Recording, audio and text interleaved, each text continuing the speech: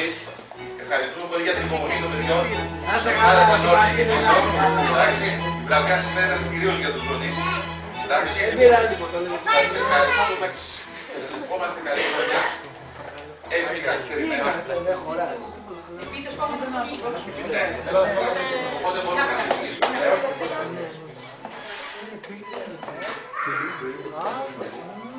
Μένα είναι όλα, Εννοείται όφωνα μου.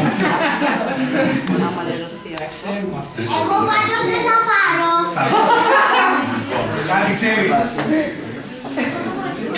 Γιατί πολλές φορές έχω πάρει Το φλουρί, οπότε την πίτα την έφτιαξε ο τόμενος ζαχαροπλάστης, μαθητής μας, ο Κώστας ο Καλίνης.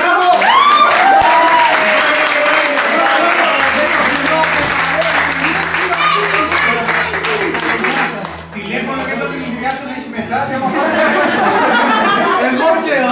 Μαθητές του Παυλιάδου. αυτό δεν είναι ομοσύνη γιατί ο Παυλιάδος έχει και ένα πρόβλημα.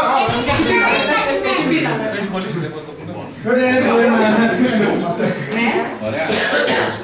Ναι. Οπότε, Σπίτι ναι, εντάξει,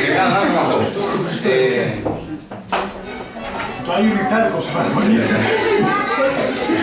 Το κουδούρι Νεκτάρι.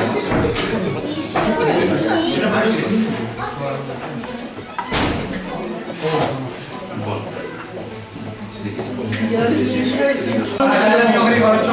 Μίτσο, θα κάνουμε παράπονα για το σέρβις. ναι, το σέρβις είναι προβληματικό. Είναι λίγο. Όλοι σας δεν είναι. Εντάξει, χαίρετε ακόμα. Παρακαλώ, δεν σπινείς. Πού πήγαμε στα πλάνα.